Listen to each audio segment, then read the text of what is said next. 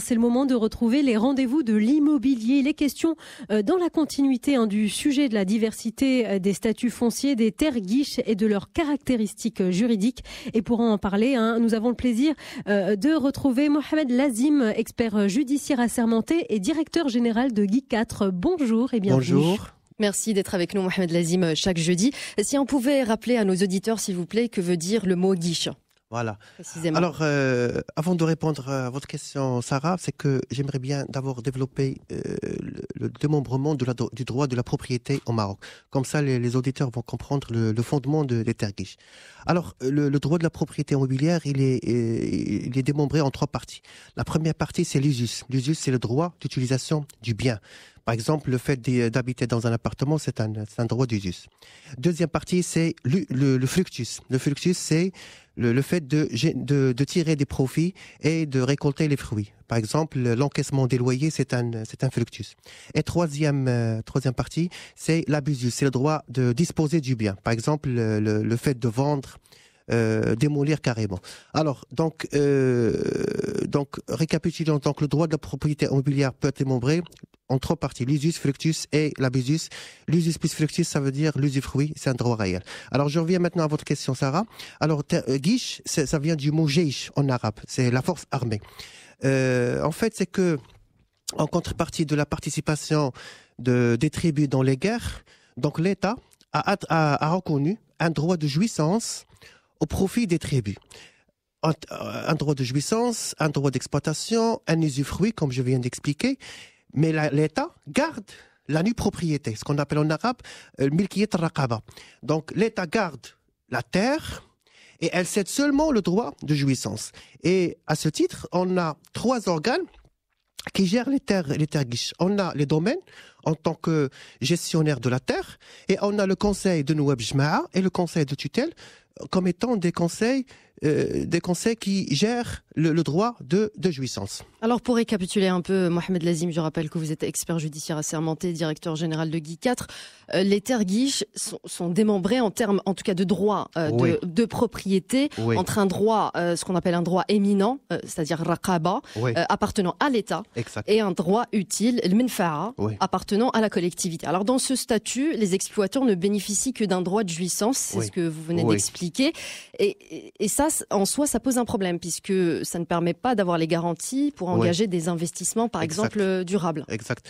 Alors ça c'est une faiblesse qu'on a dans les terres guiches parce que vu l'absence d'une garantie hypothécaire sur les terres guiches, les ayants droit ne peuvent pas avoir de crédit bancaire auprès des banques parce que la banque, qu'est-ce qu'elle cherche? Elle cherche une garantie.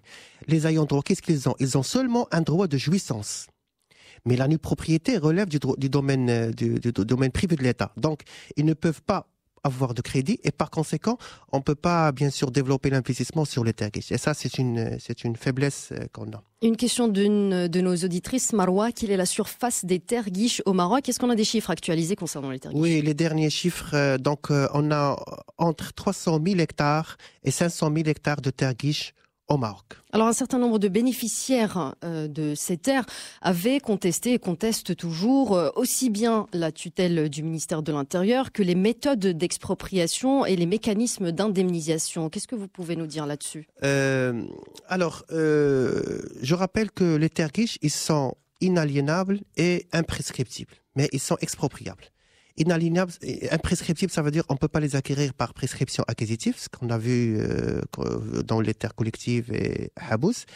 Et inaliénables, sauf deux exceptions. La première, c'est ils sont, comme vous avez dit Sarah, ils sont expropriables.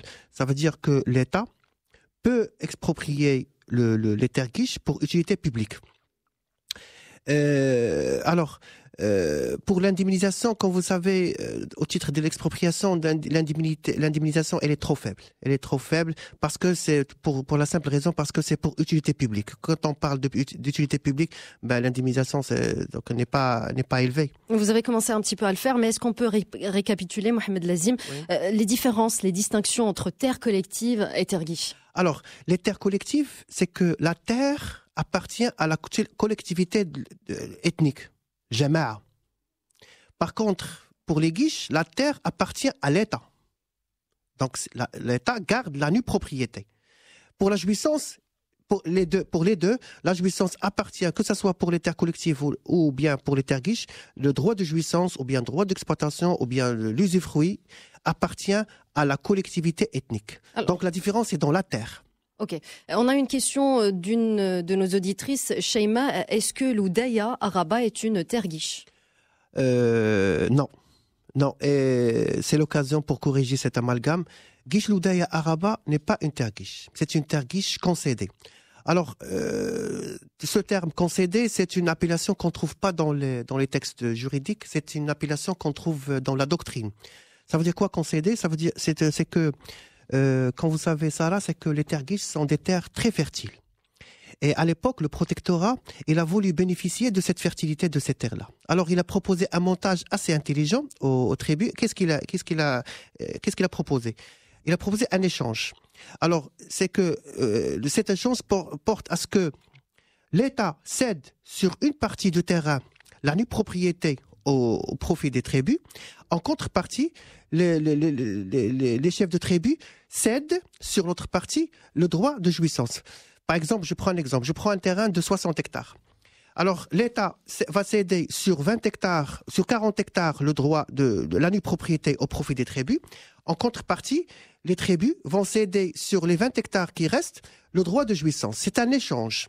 Pour Guiche l'Oudaya, c'est qu'en 1940, il y avait un échange entre le feu Mohamed V et les tribus. Alors, cet échange, donc il y avait un échange. L'État a cédé la nue propriété sur une partie de Guiche l'Oudaya et les tribus, ils ont cédé le droit de jouissance à l'État. Donc, c'est un échange. Et Guiche l'Oudaya, c'est une terre concédée. C'est le même statut, c'est un statut qui ressemble au statut des terres collectives. Et ce n'est pas une terre guiche. Et 80 à 85% des terres guiches au Maroc sont des terres guiches concédées.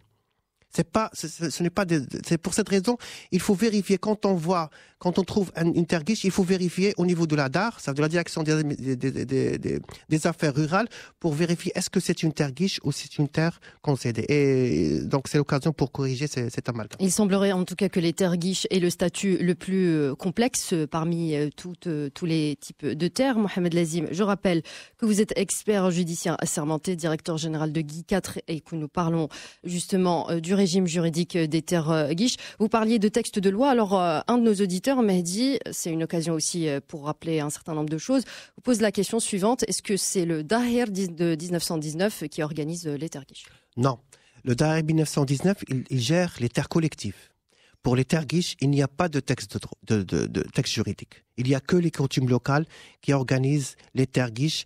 Et c'est ces coutumes-là qui ont attribué au conseil de Nouab Jma'a comme étant le premier conseil de décision des tribus vis-à-vis du partage de jouissance.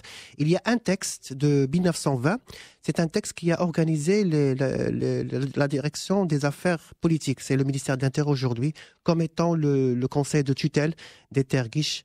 Donc voilà, mais donc il n'y a pas un texte juridique. 1919, c'est pour les terres collectives. Est-il vrai, Mohamed Lazim, que la plupart des terrains guiches sont rentrés en zone urbaine? On peut donner des exemples comme Hayriyad, Guiche de Meknès, et que cela crée encore plus de complications dans la gestion et l'exploitation de ce type de terres? Oui, parce que ce sont les caractéristiques des terres guiches qui bloquent. Ils sont imprescriptibles et ils sont inaliénables. Donc on a une terre guiche, on ne peut pas investir sur les terres guiches. On ne peut pas. Parce qu'on ne peut ni prendre un crédit, ni... Par contre, on peut exproprier. Et l'expropriation va prendre beaucoup de temps. Donc, ça dure. Donc, effectivement, écoutez, Sarah, c'est qu'il n'y a pas que dans les zones urbaines.